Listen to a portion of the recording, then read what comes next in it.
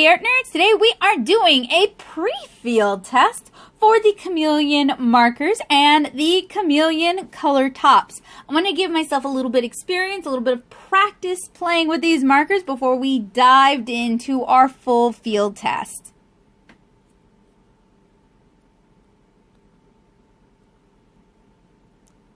So I have here I believe it is the 20-piece booster pack of Chameleon markers that were sold through their Kickstarter, as well as 4 of the Chameleon color top packs.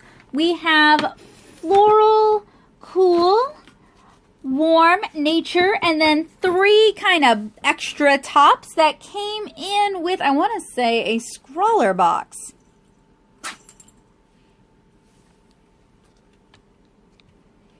So this isn't a full field test, but I do have some thoughts on the Chameleon markers from using these markers that I wanted to share with you guys. And we will see if my opinion changes any when we dive into the full field test. I do a lot of alcohol marker testing here on this channel and over on the blog, so that's going to color my experiences as well. So I did 2 tests here. We have version 1. And I went ahead and swatched the colors I thought would be the best. So what I did is I kind of picked the colors based on the tops. And then I did some swatching just to double check and make sure the colors are a good pick. And I did a little doodle of Kara, mostly because I wanted to focus on testing and using these markers and not necessarily focus on coming up with a new character.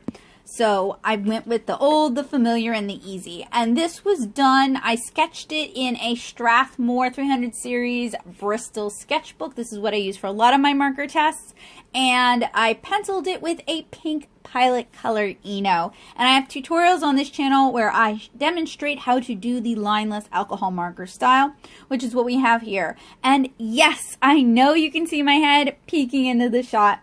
I do apologize, but as I have said in some of my other videos where you can see my head peeking into the shot, this is based on my poor eyesight. So, V1 thoughts. I find that these are more unwieldy than other alcohol markers without any real benefits that make them stand out. They handle a bit dry, which will be frustrating for artists used to juicy brush nibs like those on the Blick Studio Brush markers, Copic markers, and Prismacolor markers. The barrel is long, which throws off the weight balance, and I'm loath to remove the blender cap because it'll dry out. Although mine have not been used much, I have had them for a few years and they're dry. And while refill inks are available, I believe, I hate to have to purchase refills for markers I rarely use just so I can do a full field test. The tips are prone to fraying and the skin tones are all kind of close to each other in terms of color. So it's hard to build up enough contrast in skin tone. Now this could be based on, or this could be because my markers are a bit dry. Maybe I don't have quite the right colors, but these are the skin tones that came with the booster pack. And I do kind of feel like, considering Chameleon markers have such a small number of colors in their family, I feel like I should have been able to at least do something half decent with the skin tones. I feel like these are so unwieldy, they make my hands hurt to do small work. And the tips are so small and dry, it's hard to cover large areas evenly. And the tip is so prone to fraying and has no flex, so it's hard to do small areas. I think there are a lot of neat ideas with the Chameleon markers, and with a few tweaks, they could be even neater. As I mentioned earlier in this video, I've reviewed a lot of alcohol markers, and they all start to feel the same after a while. One of the reasons I got really excited about the Chameleon color tones, color blending markers, is they are very different and they handle very differently than other alcohol markers. But the fact that mine are dry and the nibs are very prone to fraying and they're very unwieldy makes them very frustrating to use. So I suggest that Chameleon consider in the future making the markers smaller. Treat the blender cap like you would the color tops, just one for the set or maybe 2, one for light and one for darks. Because the blender caps add a lot of length to these markers. They make them a lot harder to use, they make them a lot heavier, and they're just harder on your hands in general. I feel like these markers take a lot of getting used to, and this is why I'm doing this sort of test drive field test before the full field test, so I can figure out a good method for using these. And I'm not sure if it's because these are older markers and my inks have gone weird, but the colors differ significantly from the caps, and that's pretty annoying because you have to swatch everything multiple times. So of the two tests, I handled V1 a lot more like I would handle regular alcohol markers. I do use the blender caps and the color tops sometimes, but I focus more on layering colors and blending color into color. So I thought maybe if I treated the Chameleon markers more like they're designed to be treated, I might have better results. And I also thought it would be more of an accurate test to handle these markers the way I would handle, like, differently than I would handle normal alcohol markers.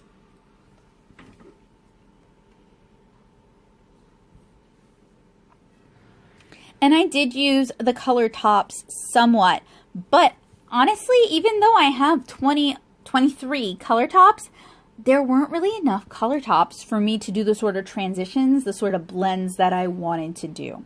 And I know a lot of the marketing material really focuses on those really nice smooth blends, but I actually found it very difficult to do those sort of blends.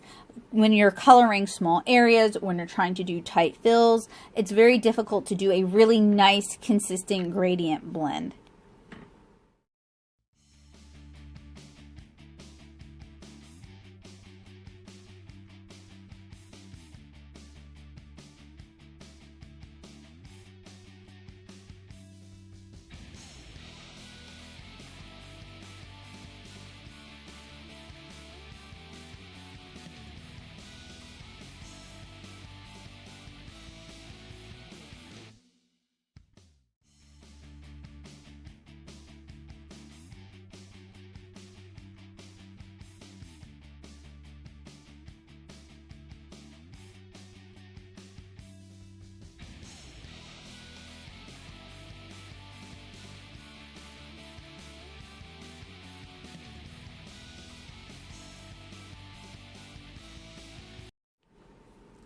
So this is version 2. I did another sketch of Kara. Just figured I'd stay with the same material. That way we can kind of compare it head to head. So I tried to rely more on the innate blending capabilities of the Chameleon markers. So I used the blender sort of white / the blank of the paper to the color you're actually applying. And I did that particularly with the skin. What I was hoping to do, and it didn't really work out, and that's because I had the blender cap, is I was hoping to, following one of the Chameleon skin tone tutorials, we do the shadows first and then we blend it out to the lighter color. Now, if I actually was going to do that, I would need a darker color top than the color I'm starting with. So what I had done was, since I had the blender top on, so we're blending from white to the color, I tried to do the light areas on her face first. So I did the cheeks where the light would be hitting, and I just found it really hard to consistently get the sort of colors I wanted. I found it really difficult to manage, and maybe this is because I'm used to using other alcohol markers.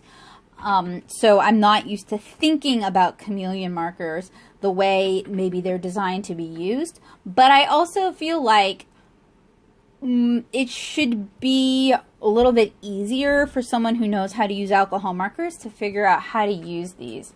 So I chose a darker color than I normally would start with because I was hoping to replicate a tutorial that Chameleon has in their newsletter. But I think to be successful with this technique, I would need a darker skin tone Chameleon top plus the color I'm actually blending to, not starting with the white of the blender and then blending darker, which is what happened here.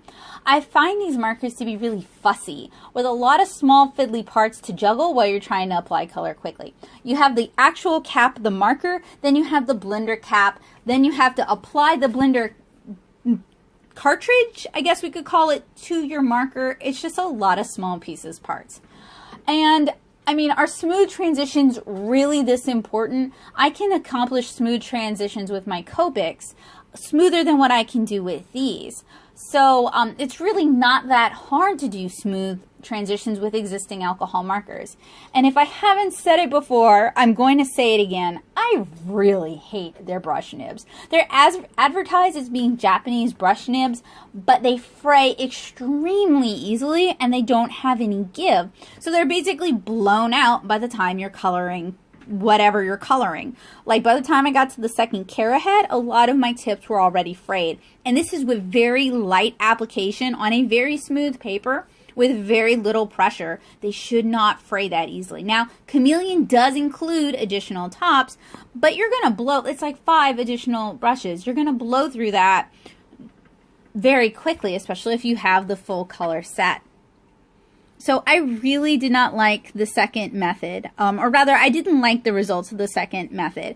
I feel like these are designed to do a lot of the work for us, but they don't actually. It's like using training wheels while you're riding a bike. I also find these very hard to record because for my camera to be close enough for you guys to see what I'm doing, we can't actually show all the times I'm changing out color caps or I'm adding the blender to the tip. And tip-to-tip blending is not an unusual technique, and you don't actually need a special system to do tip-to-tip blending.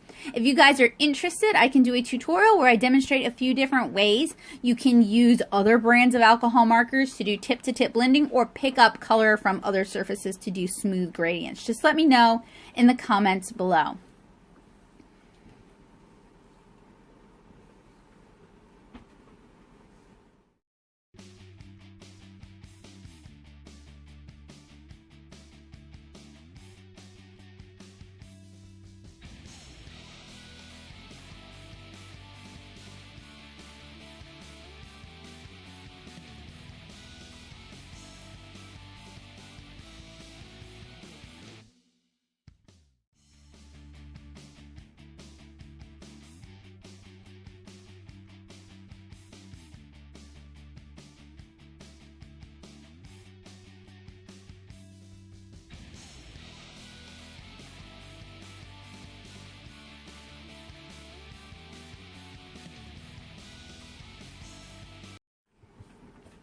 So my overall verdict is I feel like Chameleon markers and Chameleon color tops are just like hard mode for alcohol markers. They make everything harder than it needs to be. They do provide really smooth blends, but it's difficult to replicate the gradient you can get in a swatch when you're coloring something larger and less uniform in shape. I find the markers to be really dry and the brush nibs to be frustrating, and the color tops and blender tops exasperate this problem by mashing the nib down when you're transferring color.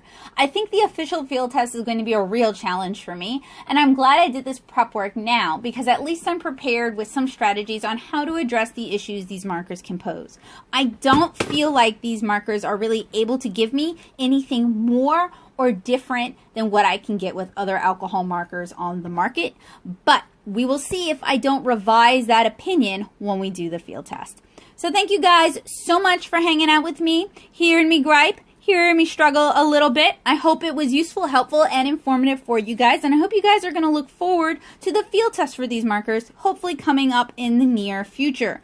I will try to be as fair and as objective as possible. So if you're not subscribed, make sure you hit that subscribe button, and I'll see you guys again soon. Bye, guys!